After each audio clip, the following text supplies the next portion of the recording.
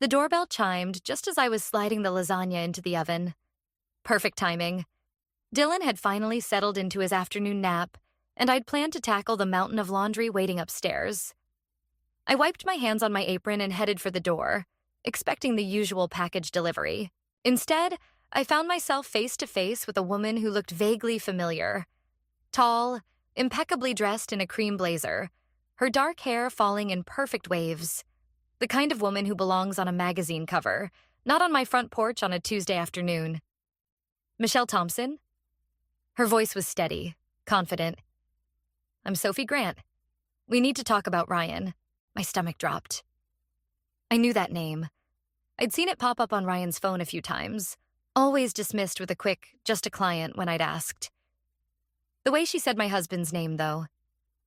There was an intimacy there that made my fingers curl against the doorframe. I'm sorry, but Ryan's at work, I said, moving to close the door. You can reach him at the office. I know exactly where Ryan is.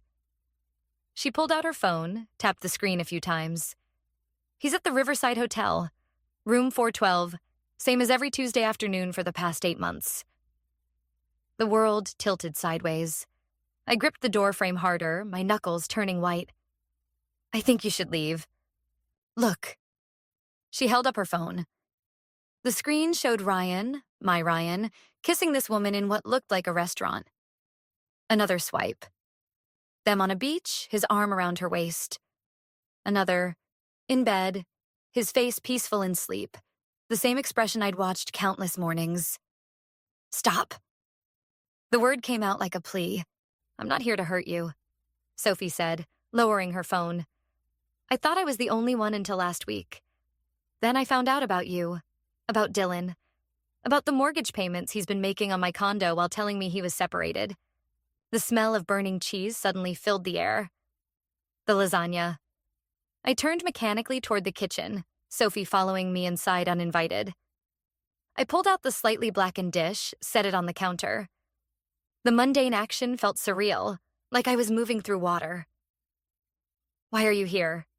I asked, still staring at the ruined dinner. Why tell me? Because we both deserve better than his lies. She placed a manila envelope on my counter. Here's everything. Photos, messages, bank statements, hotel receipts. Use it however you want.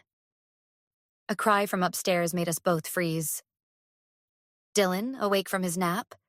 The sound snapped me back to reality, reminded me who I was, who I needed to be. Get out, I said, my voice finding its strength.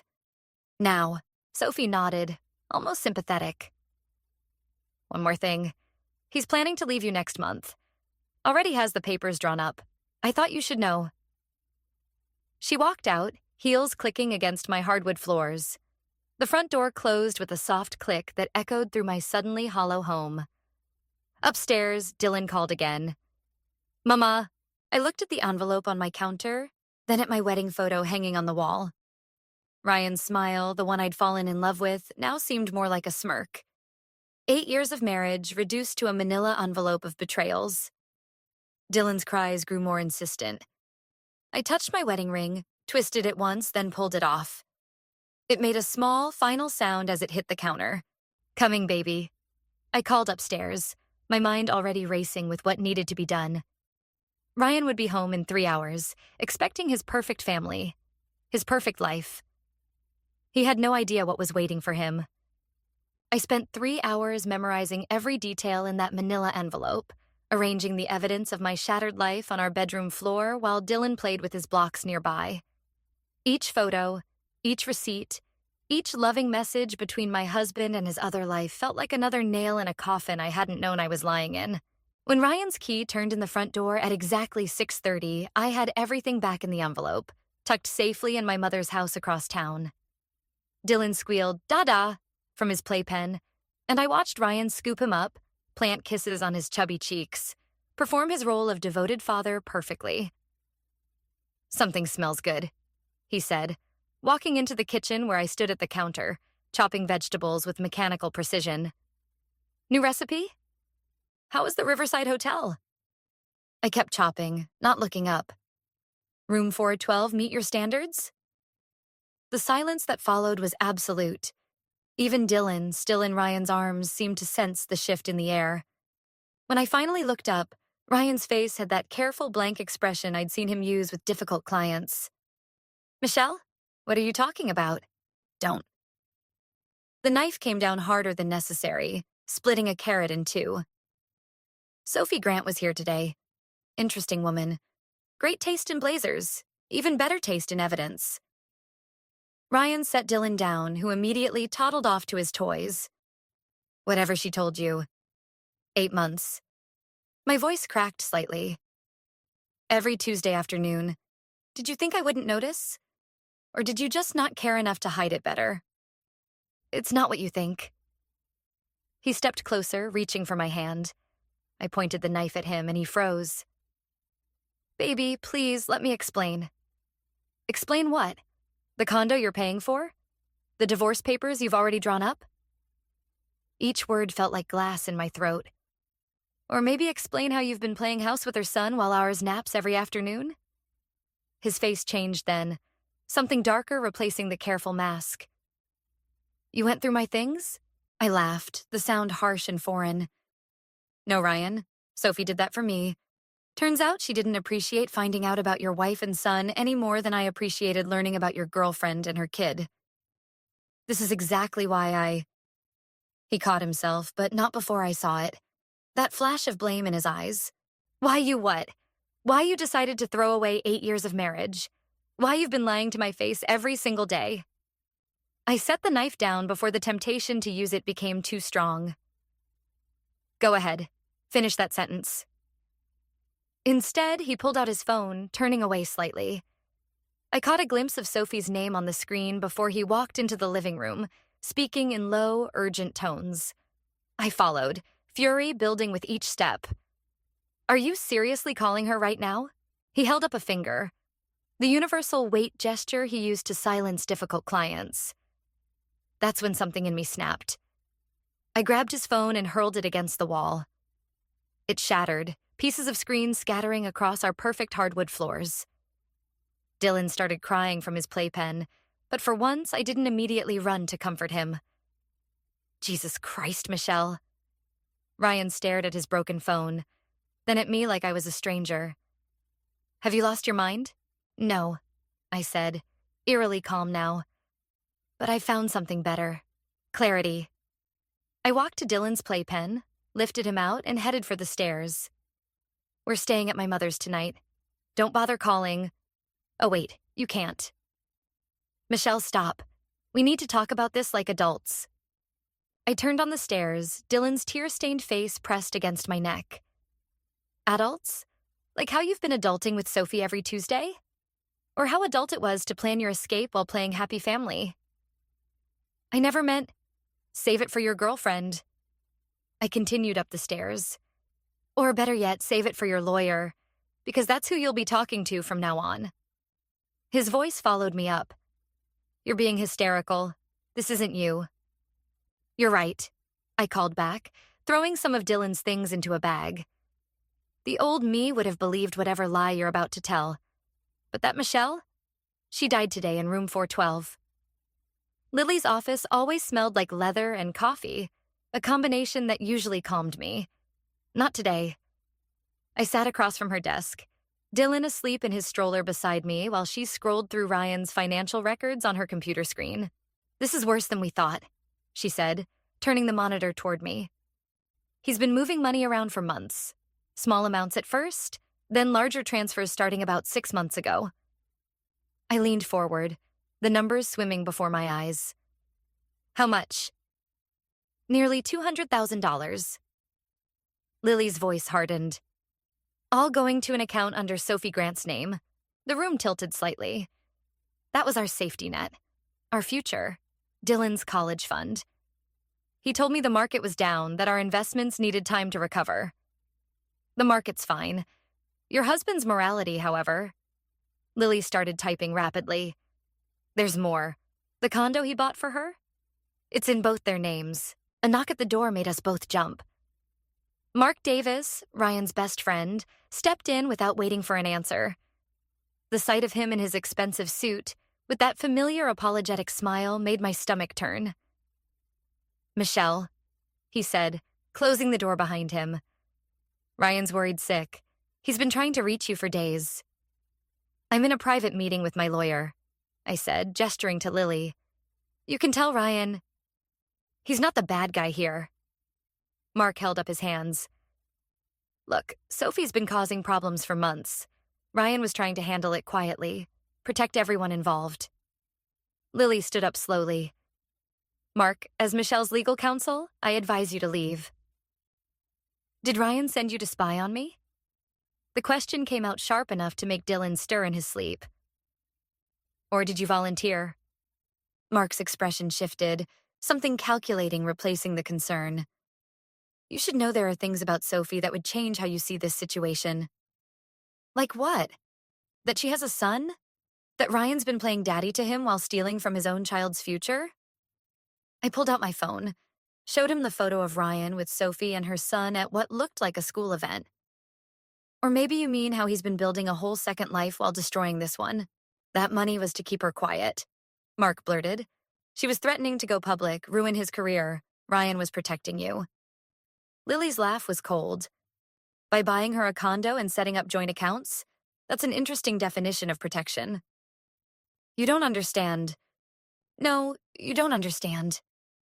I stood up, my voice steady despite the rage burning through me. "Ryan wasn't protecting anyone but himself. And you've been helping him, haven't you? Covering for him at those business dinners, lying to my face every time I called looking for him?" Mark's silence was answer enough. "Get out," Lily said, moving between us. "Before I call security." After he left, I collapsed back into the chair, my hands shaking.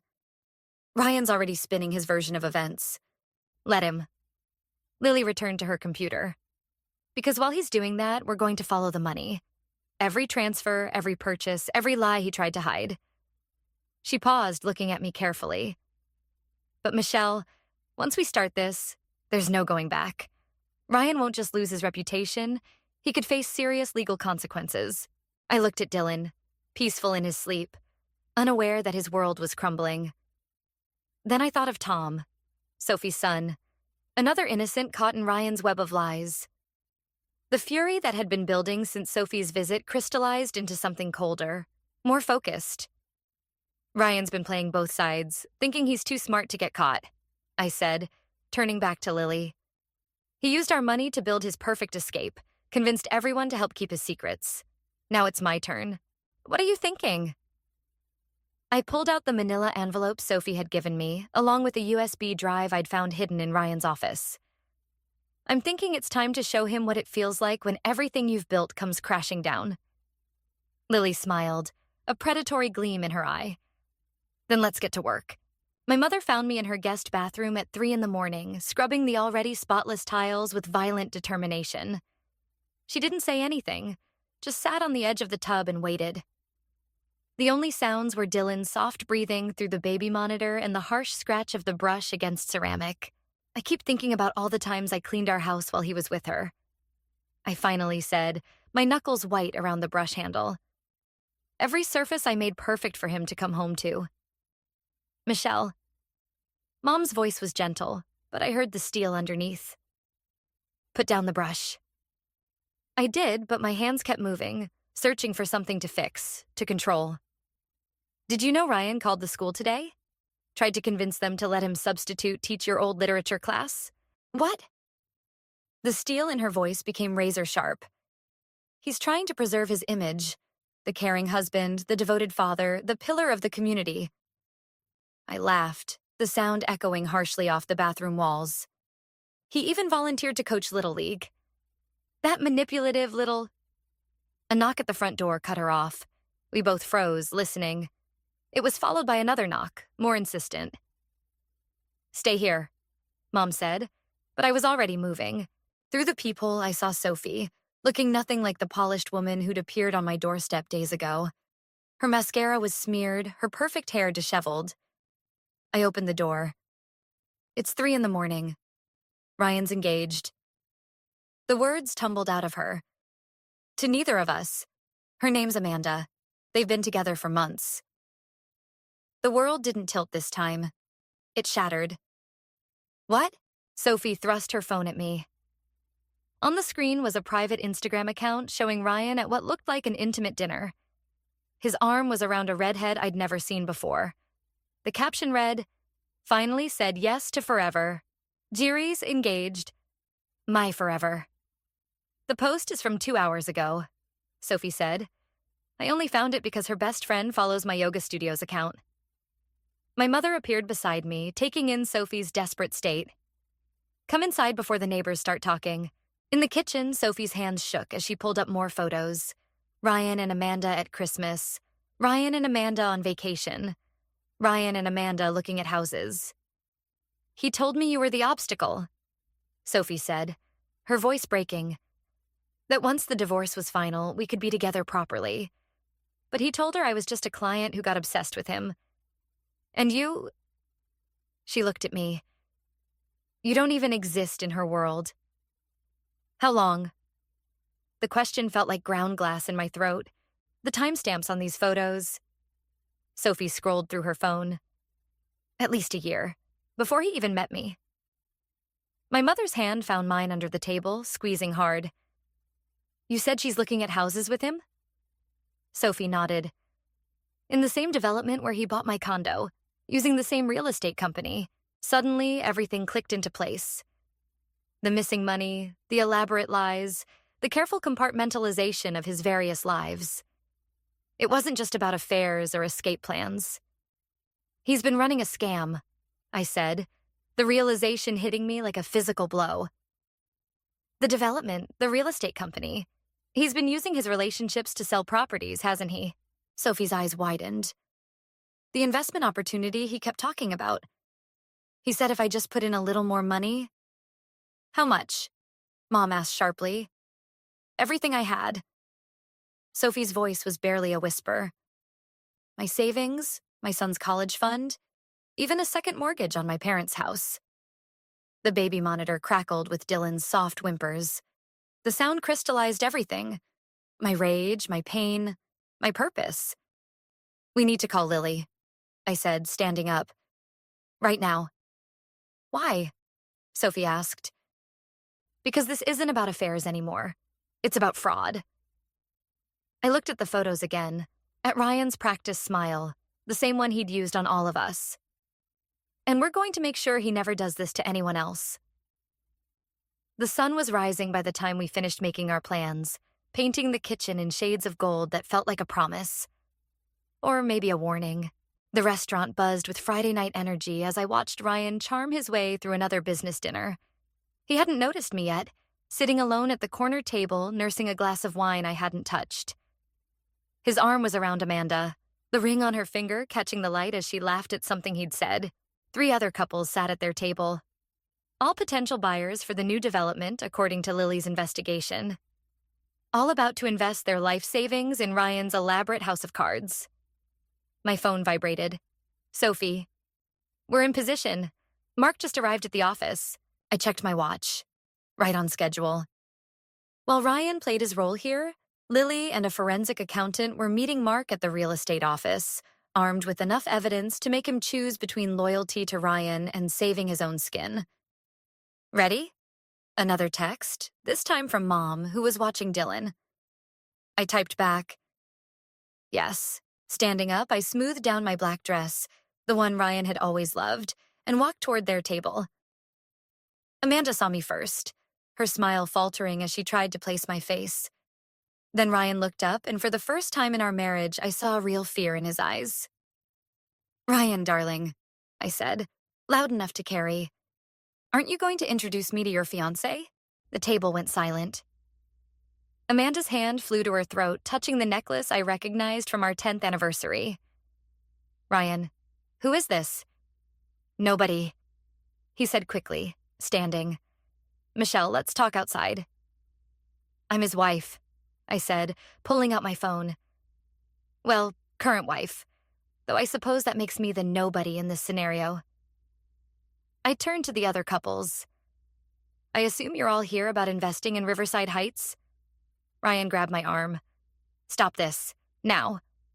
I shook him off. You might want to check the news first. It seems there are some irregularities with the development company. The FBI is particularly interested in the pattern of investment fraud. She's lying, Ryan said, but the couples were already pulling out their phones. This is just a domestic dispute. My phone rang. I answered on speaker. Yes, Lily? It's done. My lawyer's voice rang clear. Mark Davis just finished his statement to the investigators. They're executing the search warrant now. The color drained from Ryan's face. Amanda stood up, backing away from him. Ryan, what's happening? Would you like to tell her? I asked him. Or should I? About Sophie, perhaps? Or the other women? The houses you sold them with money that never went to the development? I turned to Amanda. Check your investment account. The one he convinced you to create for your future together. I'm betting it's empty. She fumbled with her phone, hands shaking. The horror dawning on her face told me everything. You're ruining everything, Ryan hissed, his charm cracking to reveal something ugly underneath. No, you did that yourself. I'm just making sure you can't ruin anyone else's life. The restaurant manager appeared, drawn by the commotion. Behind him, I spotted 2 men in suits entering, right on schedule. Mr. Thompson? One called out. FBI, we need you to come with us. Ryan's eyes darted around like a trapped animal's. For a moment, I thought he might run. Instead, he straightened his tie, that familiar mask sliding back into place. This is all a misunderstanding, he said smoothly. I can explain everything. As they led him away, Amanda threw her ring at him, the diamond bouncing off his perfectly pressed shirt. The other couples huddled together, shock and anger mixing on their faces as they realized how close they'd come to losing everything. I sat back down at my corner table, finally taking a sip of my wine. My phone lit up with a message from Sophie. Is it done? Yes, I typed back. He'll never hurt anyone again. The wine tasted bitter, victory mixing with something else. Not regret exactly, but a hollow feeling where satisfaction should have been. I thought it would feel different watching him fall. Instead, I just felt tired. My phone buzzed again. Mom had sent a photo of Dylan sleeping, clutching his favorite stuffed elephant. That's when the tears finally came. Not for Ryan, or the life we'd lost, but for the future we'd saved.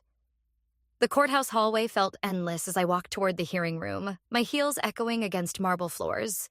Behind me, I heard the whispers, felt the stares. Ryan's arrest had made headlines, and now everyone knew the story, or thought they did. I pushed open the heavy doors, and there he sat, wearing an orange jumpsuit instead of his usual designer suit. The sight should have been satisfying. Instead, it made my stomach turn. Mrs. Thompson, his lawyer called out, intercepting me before I could sit down. A moment, in the corner, Ryan watched us with that familiar, calculating expression.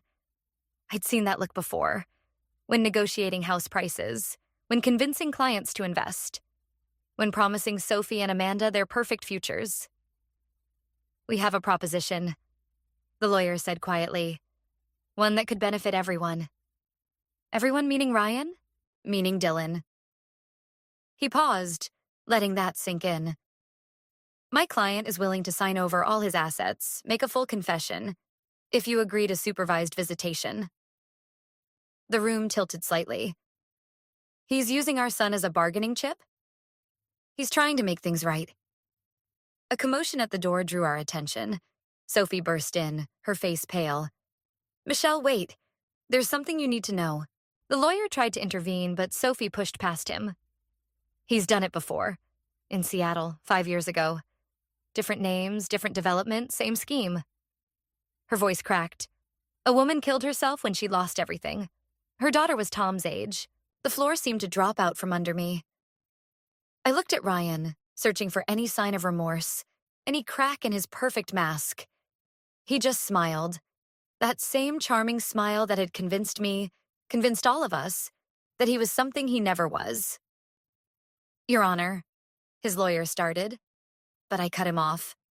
No deals. My voice sounded strange, distant. No visitation, no mercy, Ryan finally spoke, his voice carrying across the room. You're going to tell our son his father's in prison? That's your idea of protecting him? Better than letting him grow up thinking lies are love. I turned to the judge. I'd like to make a statement. But before I could speak, Mark Davis burst into the courtroom, clutching papers. Stop. Everything he told you about Seattle was a lie. There's more, so much more. The next hour passed in a blur of revelations. 3 cities, dozens of victims, millions stolen. With each new detail, I felt myself shrinking, drowning in the magnitude of what Ryan had done, what I had failed to see. Later, in the bathroom, I splashed cold water on my face, trying to wash away the horror of it all. The door opened and Amanda stepped in, her engagement ring gone. I thought I knew him, she said quietly. We all did. That was his gift. My reflection looked haunted, hollow, making us see what we wanted to see. The investigators found something else, Amanda said. In his private email, plans for after the arrest, for Dylan. My heart stopped. What plans? He has money hidden overseas, and people willing to... She couldn't finish.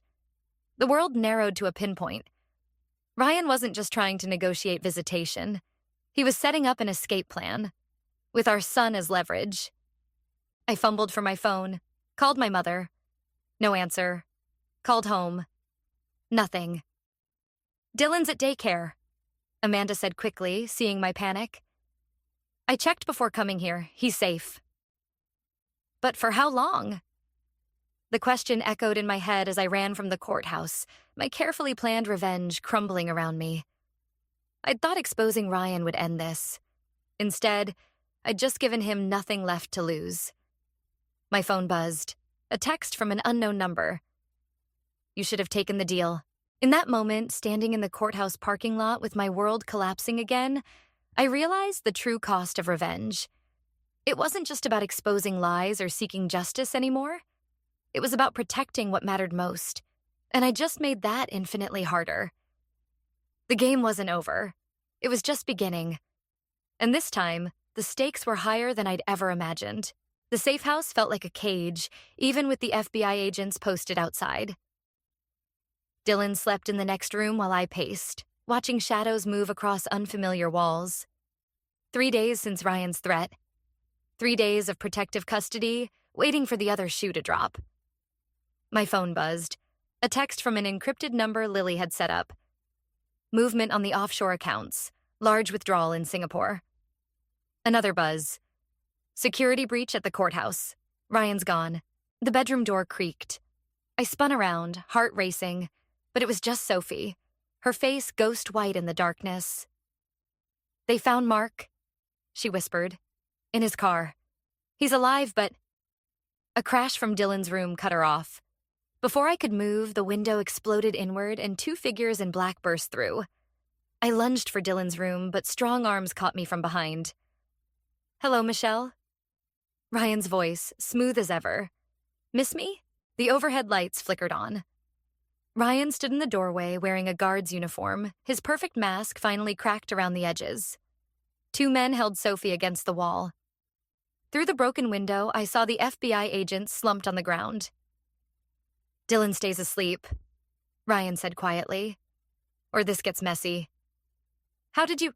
Money talks, especially to underpaid federal agents. He stepped closer, that familiar smile twisting into something cruel. You should have taken the deal. You're not taking him. My voice stayed steady, even as fear clawed at my throat. Actually, I am. But first, he pulled out a stack of papers. You're going to sign these. Full custody, no visitation, no contact. Your choice whether Dylan grows up thinking his mother abandoned him or died trying to stop me. Sophie made a small sound, and one of the men pressed harder against her throat. You really think you can disappear? I asked, playing for time. Every law enforcement agency in the country? We'll be chasing shadows while we're living comfortably in a country with no extradition treaty. Ryan's eyes flickered to Dylan's room. He'll forget you eventually. Children are adaptable. Something inside me shifted, a clarity cutting through the fear. I saw Ryan clearly for the first time. Not the charming mask or the calculating monster, but something smaller, desperate. You know what your mistake was? I asked, taking a step forward. Not the affairs or the fraud or even the threats. It was thinking you knew me. His smile faltered slightly. The old Michelle would have been paralyzed by fear right now. Would have signed anything to keep the peace. Another step. But you created this version of me. The one who learned to play the long game. A sound outside. Car doors closing. Ryan's head turned slightly. You taught me how to set a trap. I continued. How to make someone so focused on one threat they miss the real danger. Shouts erupted outside. Ryan's men moved toward the window, dragging Sophie with them. The offshore accounts? I smiled. A trail we wanted you to follow. The courthouse breach? Staged. Even the FBI agents outside were actors. The real team's been waiting for my signal since you walked in. The door burst open. Real agents poured in, weapons raised. Ryan lunged for Dylan's room, but I was already there, blocking his path. You're right about one thing, I said as they took him down. Children are adaptable. Dylan will forget you. And that's the best gift I could give him. Later, as dawn broke over the safe house, I sat with Sophie while the FBI processed the scene. How did you know he'd come himself? She asked. Because he couldn't stand that someone else had outplayed him. His ego wouldn't let him trust anyone else to fix it. Dylan stirred in his sleep, clutching his stuffed elephant. I touched the small transmitter hidden inside it, the one that had been broadcasting everything to the FBI since Ryan's first threat. The thing about revenge, I said quietly, is knowing when to let it go. Sometimes the best victory is just making sure they can never hurt anyone again. Sophie nodded, understanding in her eyes. What now? I watched the sun rise, feeling lighter than I had in months. Now we rebuild, but this time on our terms, not his. The envelope arrived on a crisp autumn morning, just as Dylan was mastering his first complete sentence. I recognized Sophie's handwriting immediately, though I hadn't heard from her since the trial. Mama, look. Dylan pointed at a falling leaf while I opened the letter, his other hand gripping the playground railing. The park had become our sanctuary, a place where the whispers and stares couldn't reach us. Sophie's words blurred on the page. I'm moving to Seattle with Tom. Starting over where Ryan first began his schemes feels right somehow, like closing a circle. The victims' families there. They deserve to know the truth, to heal. A child's laughter drew my attention. Tom was pushing Dylan on the swing, both boys oblivious to the weight of their shared history. Sophie had brought him for one last play date before their move.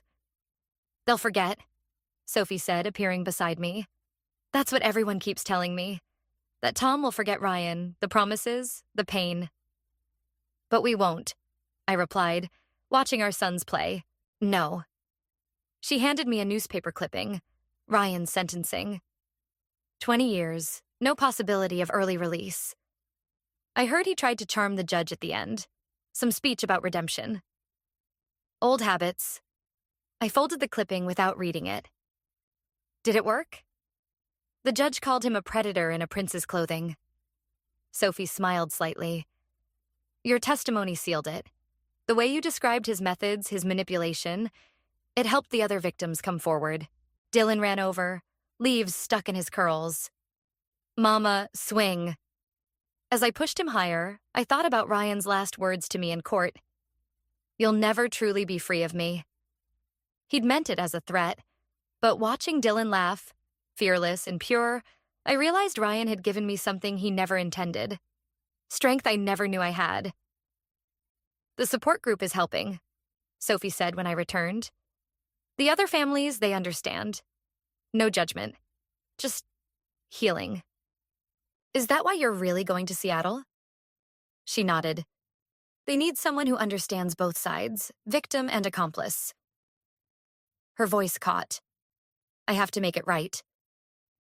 Tom called out to her, proud of something he'd found. The way she looked at him, fierce love mixed with lingering guilt, mirrored what I felt every time Dylan asked about his father. We protected them in the end, I said. That's what matters. You protected everyone. I just wish. She trailed off, watching Tom. I wish I'd been stronger sooner. I thought about the day Sophie first appeared on my doorstep, how that moment had shattered my world and ultimately rebuilt it stronger. We were strong exactly when we needed to be. Later, after they'd left for their new life across the country, I found a second letter in the envelope. This one was addressed to Dylan, marked, "For when he's older." I didn't read it. Instead, I placed it in the box where I kept the important things: Dylan's first drawing, the key to our new house, the business card for my recently launched consulting firm. Not to preserve the pain, but to remember the strength that grew from it. Dylan tugged at my sleeve, ready for his afternoon nap. As I carried him home, he pointed at a bird soaring overhead. "Free," he said, one of his new favorite words. I held him closer, thinking about Ryan's threat of never being free. He'd been wrong about that, just like he'd been wrong about so many things. Freedom wasn't about forgetting the past or even forgiving it. It was about choosing your own path forward, even when that path was harder than the comfortable lies we tell ourselves. "Yes, baby," I whispered to Dylan as he drifted off to sleep. "We're free." And for the first time since this all began, I truly believed it.